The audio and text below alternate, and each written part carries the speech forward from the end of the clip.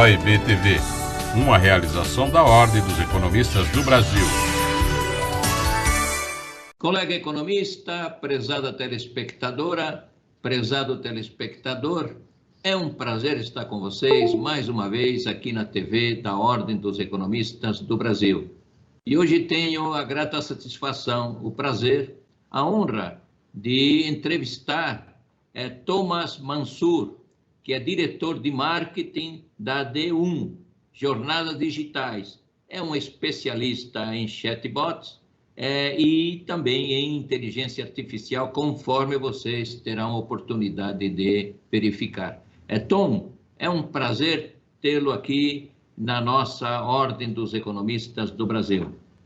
Muito grato pelo convite, pela oportunidade, professor Manolo, e muito grato também pela atenção de todos que estão nos assistindo. É um prazer estar aqui com vocês. Tom, você é um especialista em questões de transformação digital. Os desafios de crescimento para as empresas são enormes.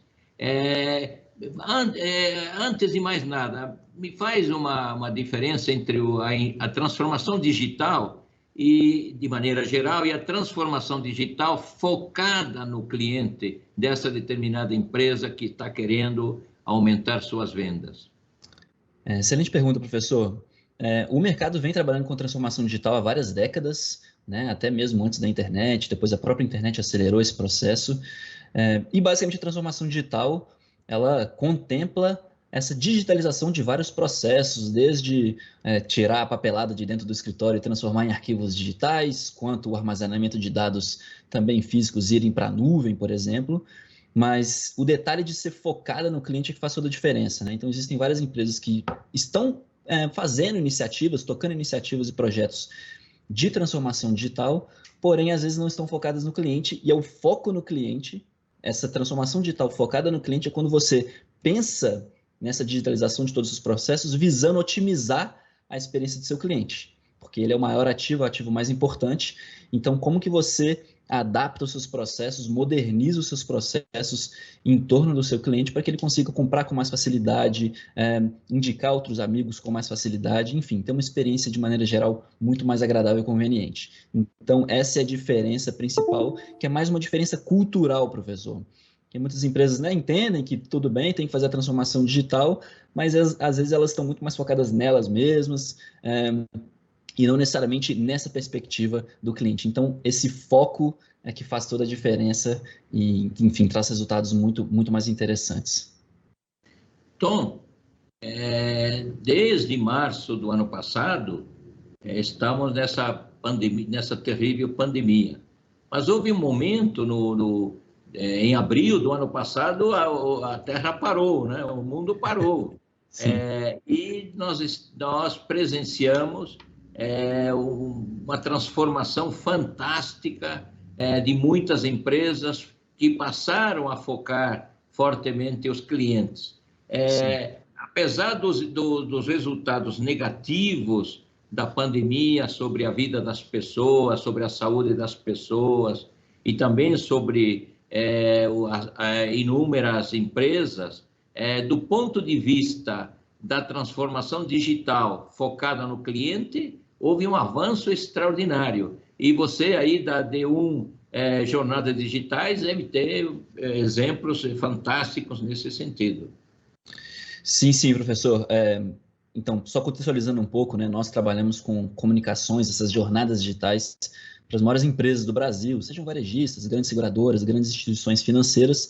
Nós tivemos a oportunidade, salvo todos esses aspectos negativos que você citou, nós tivemos a oportunidade de ver como que o mercado se comunicou, como que as comunicações, de maneira geral, foram alteradas durante a pandemia. Então, nós vimos que grandes empresas ainda não estavam preparadas, né?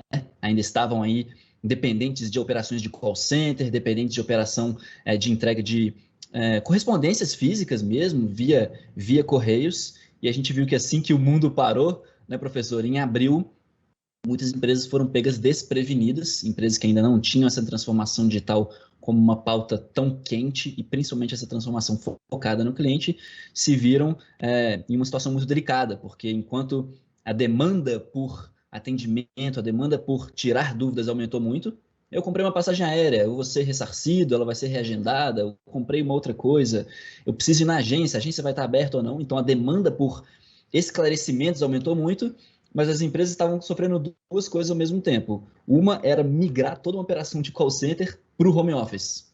Imagina, você pega uma grande sala, um grande galpão com centenas, às vezes, de pessoas, ou pelo menos dezenas, e agora você tem que pegar máquinas, entregar essas máquinas e fazer com que essas pessoas trabalhem com saúde nas casas delas, com software específico, existe toda uma questão de segurança da informação, então as empresas estavam passando por essa transição, ou seja, com uma baixa de capacidade para atender os clientes, e os Correios também com uma baixíssima capacidade de entrega também. Então, ao mesmo tempo que as comunicações via telefone explodiram e via impressões quase que congelaram, os clientes estavam demandando muita coisa, então a gente viu realmente o mercado se movimentar muito rapidamente para correr atrás do prejuízo e começar a implementar essas iniciativas que a gente está discutindo aqui hoje. Bom, houve um aumento fantástico nessa transformação digital focada ao cliente, mas olhando assim, em que estágio estaríamos? Estaríamos numa juventude, numa maturidade, ou seja, há muita coisa ainda para ser feita por parte das empresas, de maneira geral, Tom? Realmente, a gente já vinha acompanhando o mercado e assim que a pandemia se iniciou e essas empresas foram colocadas nessas situações mais estressantes, nesses momentos de crise, a gente percebeu que no mercado existiam três tipos de maturidade, perfis de empresa no mercado, né? Grande maioria, eu diria que 80%, são empresas que ainda estão no nível de reatividade, são empresas reativas. Elas não são proativas, elas não vão até o cliente quando existe um problema, elas estão sempre resolvendo, apagando o fogo, o cliente liga, poxa, mas não chegou o meu pedido, tudo mais, cadê ele? Então, a grande maioria se encontrou nesse paradigma. Call center, impressos e quase nenhuma automação no atendimento, quase nenhuma possibilidade de autosserviço. Então, o mercado, em grande parte, estava muito embrionário ainda, engatinhando. Outros 15%, Manolo, já estavam um pouco mais avançadas, que são um perfil de empresas que a gente chama de empresas proativas.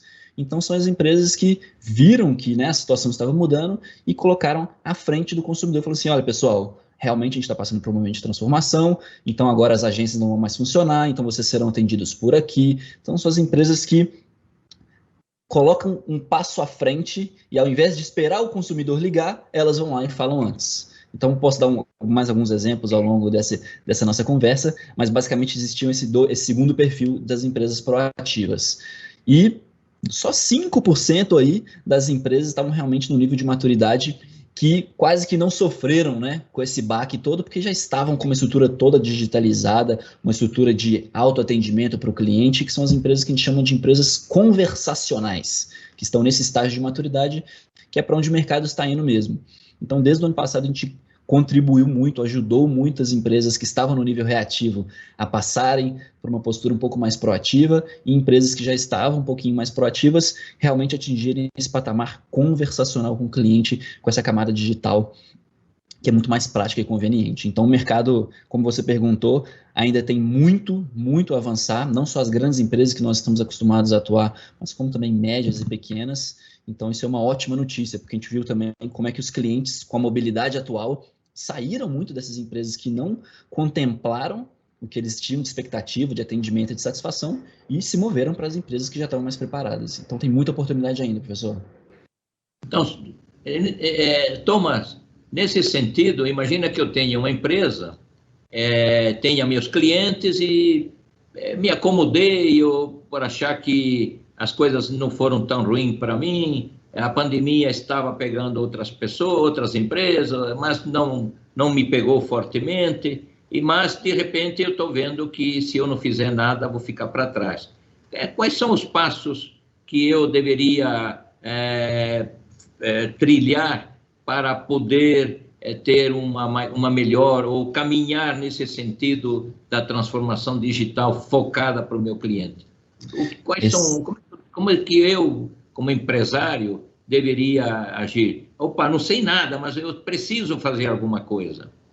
Excelente pergunta. Eu acho que independentemente da escala da empresa, talvez tenham empreendedores que eventualmente podem assistir essa entrevista, independentemente da escala, existem alguns passos básicos que vocês podem tomar, que podem ser tomados, né, numa empresa, para começar a caminhar nessa direção. Então, a primeira, antes de mais nada, professor, é que você tem que reunir, independentemente do tamanho da empresa, os executivos, operações, marketing, quem está em contato com o cliente, quem é de suporte, atendimento, e listar, mapear quais são os temas mais recorrentes. Segunda via de boleto, horário de funcionamento. Quais são as perguntas mais frequentes, mais recorrentes e mais simples que poderiam já ser automatizadas? Muitas empresas acabam fazendo isso no formato de FAQ, às vezes através de um site, alguma coisa assim, e é mais ou menos esse tipo de conteúdo que é o mais elegível para você transformar aí em comunicações digitais ou até mesmo em um chatbot. Então, a partir do momento que você mapeia isso, o que os clientes mais estão buscando constantemente, que você não precisa colocar os seus atendentes para responder sempre, poxa, abre às 9, fecha às 5, esse tipo de coisa um pouquinho mais trivial pode e deve ser automatizado, então vocês façam esse mapeamento, né? Você dando uma dica para você, para sua eventual empresa, você faria esse mapeamento e então abriria um canal mais conveniente, mais dinâmico. Hoje no Brasil o WhatsApp está em 99% de todos os smartphones, então o WhatsApp seria um canal muito estratégico para a sua empresa. Então você mapeia esses temas mais comuns, instala, né, implementa a sua empresa, coloca a presença dela ali no WhatsApp, você coloca uma camada de atendimento humano mesmo, não é via telefone, é via chat. Então muitas vezes a gente tem a oportunidade de conversar com uma empresa via chat, é muito mais conveniente, porque eu posso conversar com você, aí eu me distraio, depois eu volto a conversar também, então é uma comunicação mais assíncrona, que funciona muito também, e depois você volta, analisa os dados e volta lá para o começo. Quais são as demandas mais frequentes, como é que eu posso transformar elas em uma coisa mais de autosserviço, como é que os seres humanos, né, os meus atendentes, podem complementar aquela experiência digital ali, analisa os dados, volta ao começo, e esse ciclo vai sempre se perpetuando por aí.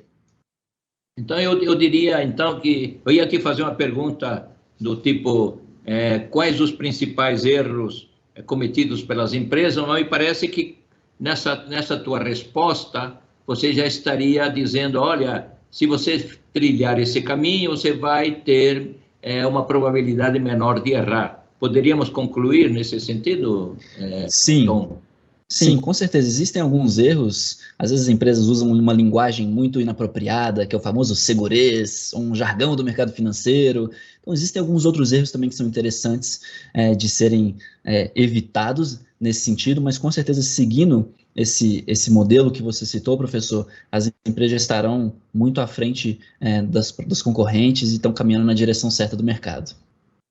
Bom, excelente, Thomas. Puxa, você está me dando uma brilhante aula sobre questões relacionadas à transformação digital focada no cliente.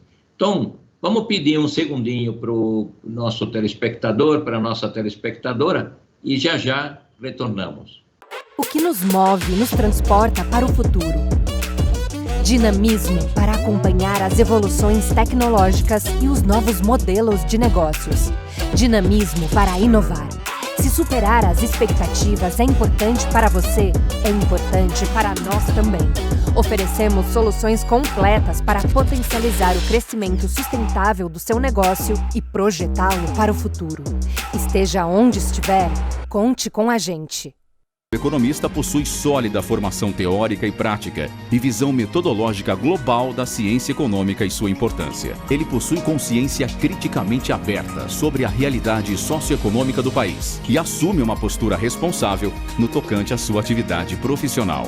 Preocupado com a missão de dar a sua colaboração para o desenvolvimento sustentável da nação, o profissional economista segue à risca cada palavra de seu juramento. Colega economista, prezada telespectadora, prezado telespectador, é um prazer estar com vocês aqui na TV da Ordem dos Economistas do Brasil. E tenho o prazer, a honra de estar conversando com Thomas Mansur, que é diretor de marketing da D1, Jornadas Digitais. Tom, é também conhecido como Tom, carinhosamente. Tom, na pergunta anterior, eu procurei colocar os principais erros que as empresas cometem na comunicação com os seus clientes. E você abordou um deles como sendo extremamente relevante, mas creio que há outros. Você abordou a questão da linguagem, a forma de comunicação da empresa com seus clientes. Mas há outros erros também, não é verdade, Tom? Sim, professor. Além dessa questão toda da linguagem, que muitas vezes, por exemplo, numa seguradora, as pessoas nem sabem exatamente o que estão contratando, né? Às vezes uma coisa chama prêmio, mas prêmio parece que é uma coisa que você vai ganhar, mas na verdade você vai pagar o prêmio. Enfim, esse tipo de linguagem faz muita diferença. Eu acredito que 2 outros erros muito comuns é o que eu citei anteriormente de não entender o valor da proatividade. Então vamos supor que acabe a luz na sua casa. Você vai ter ali uns 5, talvez a 10 minutos para entender o que está acontecendo antes, talvez, de ligar para uma companhia de energia elétrica. E essa companhia, ao invés de receber milhares de ligações de um bairro inteiro, ela poderia disparar um e-mail, um SMS ou um WhatsApp falando: pessoal, nós sabemos que essa região está sem luz, estamos trabalhando por isso, não precisa entrar em contato conosco. Essa proatividade ajuda muito, né? Ou numa internet também, a sua região está sem internet, não precisa ligar para a gente não, que a gente já está resolvendo. Então você se colocar antes é um erro que as empresas não fazem, esperam sempre a demanda chegar, ao invés de se posicionar mais estrategicamente nesse sentido. E o terceiro erro que eu diria é que as empresas têm uma postura de não investir tanto na educação dos clientes delas, quanto no relacionamento. Então, a partir do momento que eu viro o cliente da sua empresa, Manolo, às vezes muitas empresas cometem o erro de não falar mais nada comigo e só me manda mensagem quando é para cobrar. Manolo, tá na hora de cobrar, aqui está a sua fatura, seu boleto, e as pessoas ficam: poxa vida, eu não estou vendo valor nessa relação, está muito transacional. Então as empresas pecam ao não investir nesse relacionamento e aos pouquinhos ensinando as pessoas como consumirem melhor o serviço, entenderem melhor aquele mercado que a empresa que eles estão consumindo trabalha e tudo mais. Então não investir em educação e relacionamento também seria um terceiro erro muito, muito drástico. Legal, Tom. Tom, e quais são os principais canais e qual a forma mais inteligente de utilizá-los por parte das empresas? Bom, professor, o melhor canal de comunicação é aquele que o cliente usa, né, antes de mais nada. No Brasil, especificamente, como eu estava dizendo, o WhatsApp é um canal muito estratégico, mas se você fosse uma empresa internacional, nos Estados Unidos ou na China, o WhatsApp não serviria para nada nesse sentido. Mas aqui, para a nossa situação, para a nossa realidade, com certeza é um dos canais mais estratégicos para se utilizar. Porém, eu indicaria que as empresas investissem robustamente em 3 canais principais, que é o clássico e-mail, SMS e WhatsApp, e talvez um quarto canal fosse um aplicativo nativo, dependendo da estrutura da sua empresa.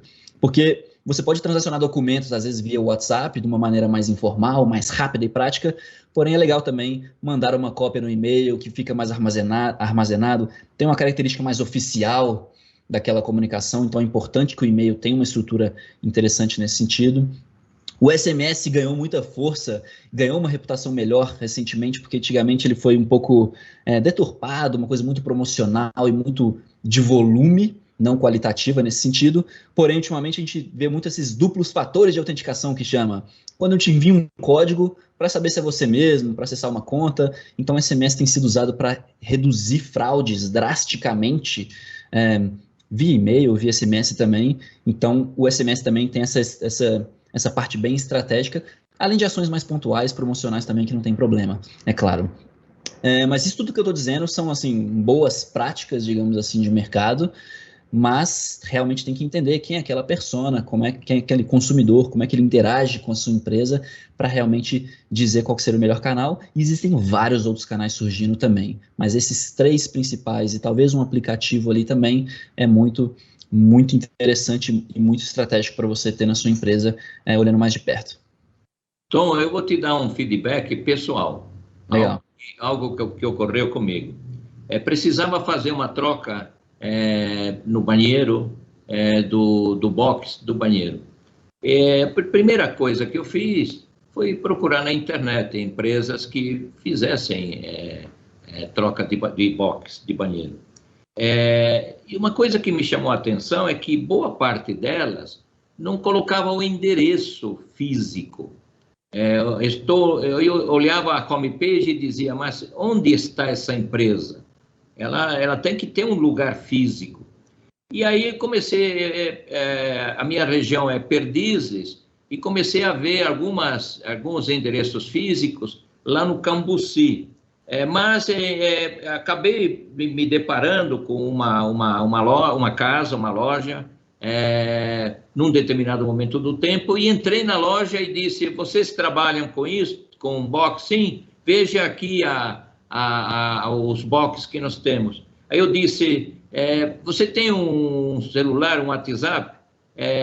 E acabei fazendo o seguinte, tirando as medidas, mandando a foto por WhatsApp, a pessoa me deu o retorno, acabou vindo, mandando outras fotos, e acabamos fazendo um excelente negócio, porque me poupou tempo, resolvi o problema da troca do box, acabou sendo muito bem feita, usando esse canal que você falou. E eu diria: olha, qual foi o erro das outras empresas que eu não contratei? Elas não colocavam o endereço físico. Eu dizia, pode ser que elas sejam boas empresas, mas me colocavam um telefone tal. Eu dizia: não, com essa eu não vou, preciso saber onde está essa empresa, preciso conhecê-la. Mas indo em frente, você falou também na tua apresentação, eu coloquei na tua apresentação que você é um especialista em chatbox. O que vem a ser esse chat? Esse chat é uma forma de conversação. Qual é o papel deles para as empresas, Tom? Excelente, professor. Muito na linha que você acabou de falar da sua experiência no WhatsApp. O papel do chatbot, ele é basicamente uma ferramenta para trazer muita conveniência ao cliente, porque o cliente está cada vez mais alfabetizado digitalmente, a gente está cada vez mais inteligente mesmo enquanto sociedade, então as pessoas querem resolver os próprios problemas, então às vezes a melhor maneira de ajudar alguém é sair da frente dela e deixar que ela resolva por conta própria. Então esses robôs conversacionais, esses chatbots, eles têm, antes de mais nada, o objetivo de reduzir drasticamente demandas muito repetitivas e simples, retirar essas demandas de centrais de atendimento ou qualquer estrutura de atendimento que a sua empresa tenha, seja uma empresa pequena ou grande, que é como eu falei, onde eu pego a minha segunda via, como é que eu troco senha, quais horários você funcionam, esse tipo de coisa você traz para essa camada digital de autosserviço, e você pode transformar futuramente a sua equipe de atendimento em especialistas, quase que consultores que vão tratar demandas realmente mais específicas, que precisa realmente de uma ligação, de um contato mais profundo. Então, os chatbots aumentam drasticamente a escalabilidade e a sustentabilidade de uma área de operações, porque desafogam, a gente está falando de uma estrutura de custos muito diferente também, às vezes uma ligação vai sair aí entre 8, 10, 12 reais, e um atendimento vai sair muito menos do que isso, vai sair menos de R$1 às vezes. Então, para um grande seguradora, um grande banco, um varejista, a gente está falando de dezenas de milhões de reais, até centenas de milhões de reais que ficam aí na última linha se você colocar na ponta do lápis. Então, realmente são ferramentas muito estratégicas que também acabam dando os insights de negócio, fazem você conhecer mais o cliente e deixá-los mais satisfeitos também. E os principais desafios para as empresas instalarem esses chatbots na sua linha de comunicação? Bom, professor, como chatbots vem aí, é uma tecnologia que surgiu a partir de 2015, principalmente, o fundador do Facebook, o Mark Zuckerberg, trouxe mais esse tema e a indústria começou a ficar bem intensa nesse sentido, então várias soluções de prateleira surgiram que criam pequenas árvores de decisão, que a segunda via está aqui, o horário de funcionamento é esse, e muitas empresas pensaram, inclusive grandes empresas, às vezes pensavam que isso já seria o suficiente, mas você tem que imagina manter uma operação 24/7 de atendimento, porque esses robôs conseguem atender até fora do horário comercial também. Então fica muito complicado, às vezes muitas empresas sofreram que elas escolheram soluções muito simples, elas tentaram resolver um problema de R$1 milhão, às vezes com R$1.000, mas perceberam também que a tecnologia não estava atendendo elas. Muitas empresas precisam de fazer integrações com sistemas legados, então acho que as pessoas às vezes subestimam, acham que é fácil, acham que é só uma árvore simples de decisão, mas quando você coloca a inteligência artificial, a coisa fica mais complexa, você precisa de profissionais dedicados, realmente um investimento maior, para saborear, para obter os benefícios realmente que essa tecnologia traz. Então essa tecnologia do chamado chatbots está fortemente, umbilicalmente ligada à inteligência artificial, Tom? Sim. O mercado está caminhando muito agora e é muito interessante a gente ver vários bancos e outras instituições também com essas grandes inteligências, né, esses grandes cérebros que atendem milhares de pessoas simultaneamente. E o papel da inteligência artificial é realmente ir além. Ele compreende a linguagem do cliente, lê o que ele está escrevendo, escuta via voz e vai encontrando padrões, vai processando aqueles dados, que é o processo que a gente chama de curadoria e processamento de linguagem natural. Não vou ficar muito técnico aqui não, mas basicamente através desse processo de curadoria, você vai entendendo cada vez melhor qual que é a intenção do cliente. Às vezes você fala boleto, fala fatura, fala saldo, fala limite, o que o cliente quer realmente dizer quando ele está falando aqueles termos. Então, você vai criando esse grande cérebro que vai aprendendo simultaneamente com todo mundo ali, para ficar cada vez mais assertivo e cada vez poder personalizar mais a experiência do cliente e obter insights de negócio e obter o sentimento deles, se eles estão satisfeitos ou não com você. Então, a inteligência artificial realmente é um salto muito maior realmente nessa experiência de autosserviço e atendimento ao cliente em grande escala. Bom, Tom, estamos chegando ao final do nosso programa, passa muito rápido. Realmente. E queria que você, nas suas considerações finais, já colocasse as tendências que esse mercado tem na comunicação digital com os clientes. Quiser você amarrar as suas considerações finais com essa pergunta. Excelente, professor. Então, antes de mais nada, gostaria de agradecer a todos, tanto pelo convite, tanto pela oportunidade, quanto a todos os telespectadores e telespectadoras que estão nos assistindo. E para finalizar, ainda mais aqui nesse canal, que tem muitos economistas nos assistindo, um movimento que vai ajudar muito, que a gente vê tomando muita força, que é o ESG, né? O Environmental, Social and Governance, porque a gente trabalha muito na digitalização dessas comunicações, sair do meio físico e ir para as comunicações digitais, parar de imprimir papel. E a gente vê, ajudamos muitas empresas a diminuir drasticamente o volume de toneladas de papel que elas utilizam. Então, realmente, essa é uma tendência que a gente vê tomando cada vez mais força, até por conta de pressão de investidores mesmo, e um movimento mais global nesse sentido. Então, essas são as 4 tendências que eu diria, que é o autosserviço, a hipercontextualização, a omnicanalidade e o ESG. Thomas Mansur, diretor de marketing da D1 Jornada Digitais, agradecer a Ordem dos Economistas do Brasil, te agradece muito, Tom, por esta brilhante entrevista que você nos concedeu. Até outra oportunidade. E a você também, meu caro telespectador, minha cara telespectadora, até o próximo programa da nossa TV, da Ordem dos Economistas do Brasil.